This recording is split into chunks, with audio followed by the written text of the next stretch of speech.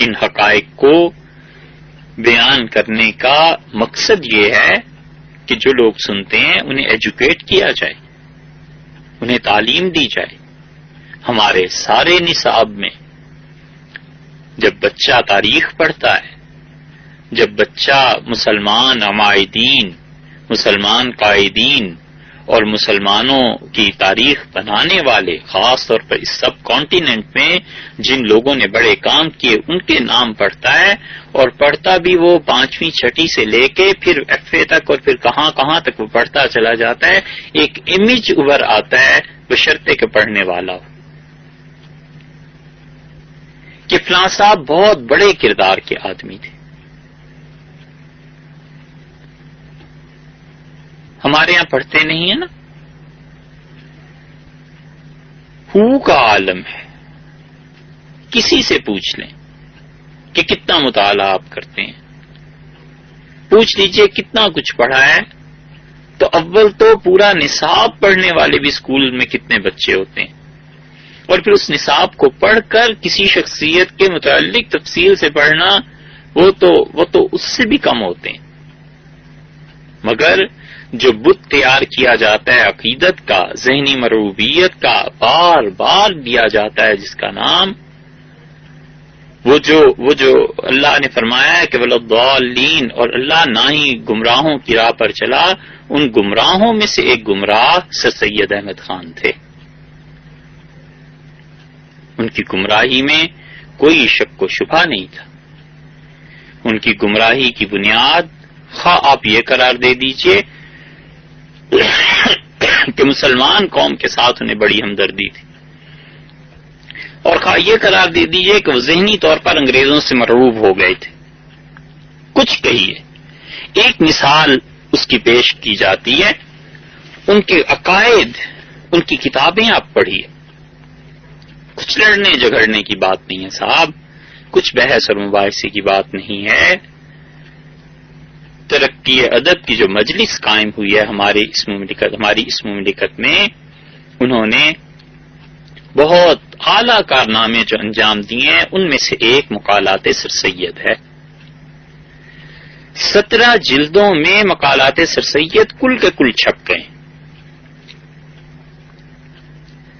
اور 2 جلدیں اور لگا لیجئے سر سید کے مکاتیب بھی سارے چھپ گئے، اور ایک کتاب اور چھپ گئی لاہور سے، اور 875 صفحات پر مشتمل سر سید احمد خان کی سوانح حیات جاوید کے نام سے حال ہی نے لکھی ہے وہ.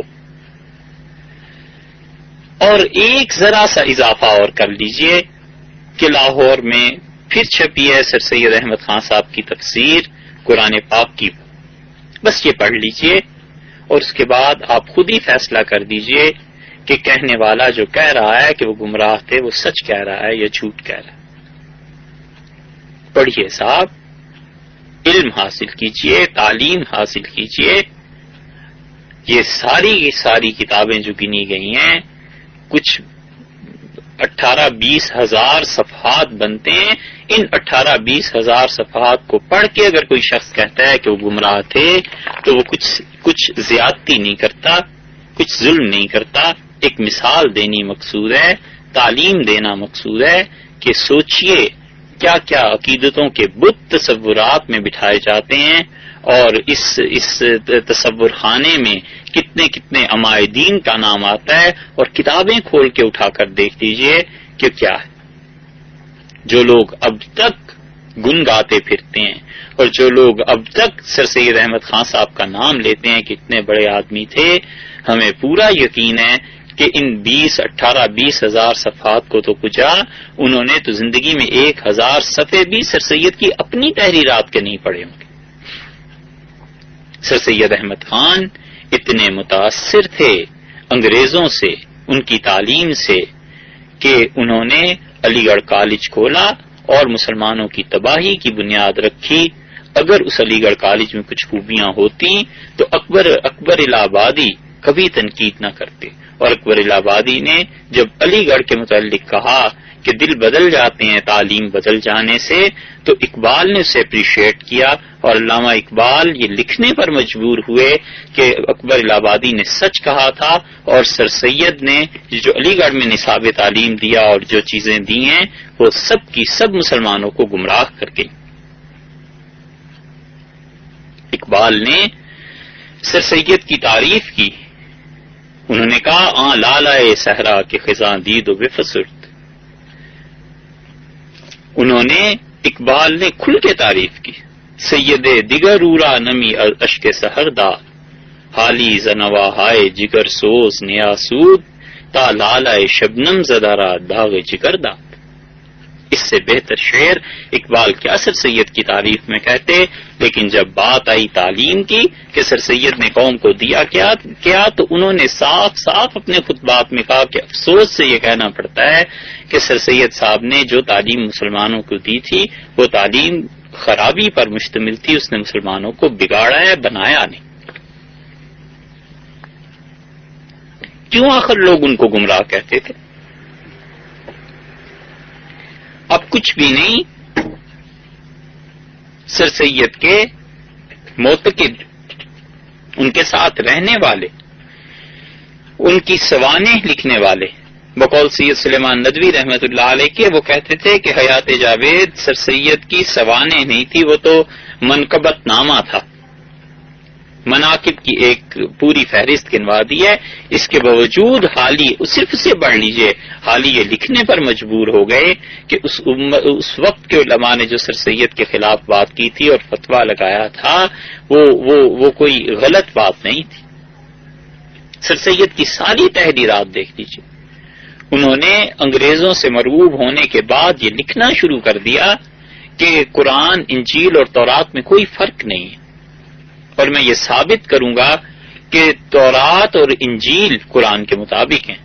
وہ تو اللہ کا شکر ہے ان کی عمر میں برکت نہیں ہوئی اور وہ دنیا سے اٹھ گئے، اگر وہ 2-4 برس اور زندہ رہتے تو یہ کتاب لکھ جاتے، اور انہوں نے جو کچھ لکھا کہ تورات، قرآن اور انجیل سب برابر ہیں، اس پہ آرنلڈ نے لکھا، اس نے کہا کہ اگر مسلمانوں میں یہ کام سر سید خود کرنے لگے ہیں اور یہ ثابت کر جائیں گے کہ قرآن، تورات اور انجیل کے مطابق ہے، تو پھر ہمیں یہ ثابت کرنے کی ضرورت ہی پیش نہیں آتی کہ قرآن خود جھوٹا ہے۔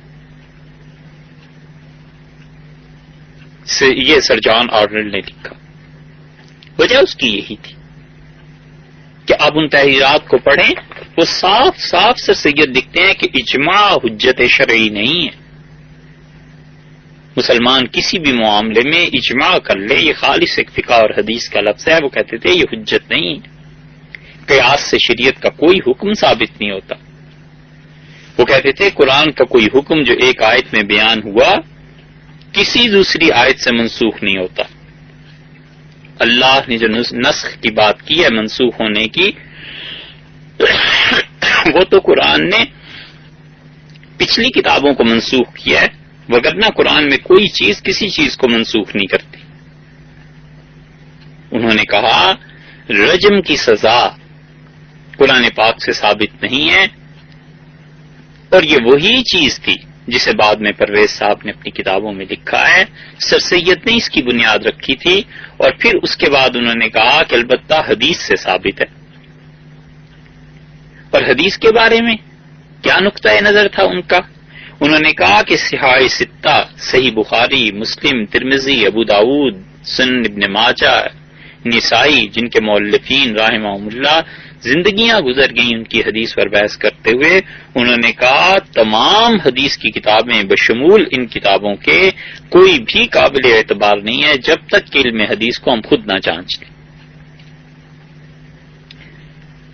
سر سید نے صاف لکھا کہ شیطان اور ابلیس کا لفظ جو قرآن پاک میں آیا ہے، اس سے کوئی وجود مراد نہیں ہے کہ خارج میں کوئی شیطان ہوا کرے، بلکہ اندر انسان کے جو اپنا نفس ہے وہی مراد ہے۔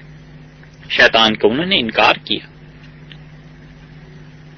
آپ پڑھیے ان کی کتابیں، انہوں نے کہا کہ منخنقہ، وہ پرندے یا وہ جانور جن کا گلا گھٹ جائے اور مر جائیں، اگر کوئی عیسائی ان کا گلا گھوٹتے تو مسلمانوں کو ان کا کھانا جائز ہے۔